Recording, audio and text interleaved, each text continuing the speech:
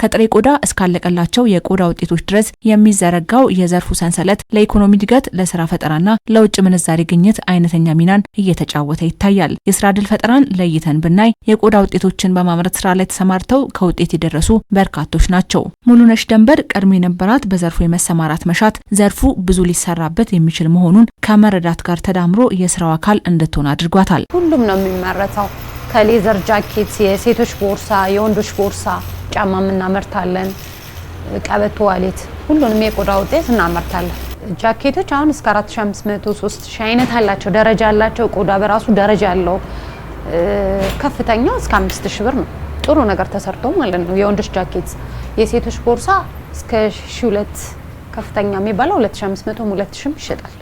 የወንዶች ጫማ እንደነገሩሽ 2000 1800 እስከ 2500 አላቸው። እንደ ጫማው አይነት ነው የሚወስነውና የሶሉ ደረጃ የጫማው የቆዳ አይነት ቆዳም የፍየል ቆዳ የከብት ቆዳ የምንለው ነገር ስላለ እንደ ኳሊቲው እንደ ደረጃው ነውና በጣም ተመጣጣኝ ነው። በ2013 ዓ.ም በ5000 ብር ካፒታል የተጀመረው ስራው ዛሬ በብዙ አድጓል። ለነገም ከዚህ የበለጠ ተደራሽነትን ለማስፋት ውጥን ተይዞበታል።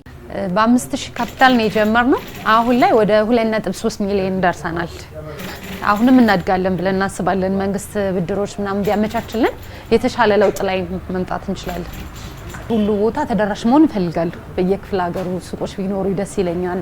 ከሱም አልፌ ወደ ውጭ ኤክስፖርት ማድረግ ብችል አይነት ደስ ይለኛል። ብቻ ብራንዴ ማስተዋወቅ እፈልጋለሁ። ራሴ ማስተዋወቅ እፈልጋለሁ በተሻለ ጥራት ማለት ነው። ለ10 ሰዎች በሽያጭ በምርትና በሌሎችም በተለያዩ ዘርፎች የስራ ዕድል የፈጠረች ሲሆን የስራ ዕድሉ ተጠቃሚዎችም በስራ ገበታቸው ያገኙት የእውቀት ክህሎት የነገ ስንቅ፣ የሚያገኙት ገቢ ደግሞ ፍላጎታቸውን ማሟያ ምርኩዝ እንደሆነላቸው ነግረውናል። እኛን አብዛኛው ሰራተኞችን ማኔጅ ማድረግ ከበቆይታ የማንጻር ስለሆነ እና ምርቶችን የሚወጡ ምርቶችን ትዕዛዞችን መቀበል ድርጅት ውስጥ ያሉ አጠቃላይ ስራዎችን በኃላፊነት እንወስዳለን። እሷ በሌለችበት ሰዓት እኔ ነኝ እዚህ እየተማርኩ ነው፣ ቤተሰብ እያስተዳደርኩበት ነው እና ደስ ብሎኝ ነው እየሰራ ያለሁት። ሙያው ነው ለኔ የሚጠቅመኝ። አሁን በኮንፊደንስ ሌሎች ቦታ መስራት ስለምፈልግ ፋይናንሻልም አሁን ደህና ነኝ። የስራ ዕድል ማግኘት ራሱ አንድ ኦፖርቹኒቲ ነው።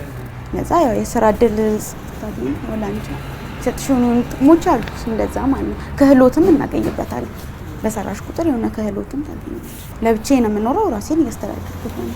መንግስት ቦታ ከማመቻቸቱን በተጨማሪ የገበያ ዕድሎችን እንደሚያመቻች የነገረችን ሙሉነሽ የብድር አቅርቦት ቢታከልበት ደግሞ የበለጠ መስራት እንችላለን ባይናት። ወደ ቢዝነሱ የሚገባ ሰውም ይህን ቢያቅ ትላለች። የሚያደርግልን ድጋፍ አለ። ባዛሮችን ያመቻችልናል። ያው በአመት 4 ጊዜ 3 ጊዜም ቢሆን በቂም ባይሆን ድጋፍ ያደርግልናል። ቢዝነሱን የሚፈልግ አይነት ሰው ሙያውን ቢያቅ ሙያውን ማወቅ ይፈልጋልና ሙያውን አውቆ ሰፋ አድርጎ አስቦ ዲዛይኖችን ምኑን አውቆ ቢገባ ትርፋማ ያደርጋል። ሁለተኛ በዚህ ዘርፍ ውስጥ የሚሰራ አምራች ብዙ ለአገርም ለምንም ትልቅ አስተዋጽኦ ያደርጋል። ተኪ ምርት ማምረት ማለት አሁን ኦቨር ነው። የውጭ ምርት ትልቅ ቫልዩ አለው ብዬ አምናለሁ።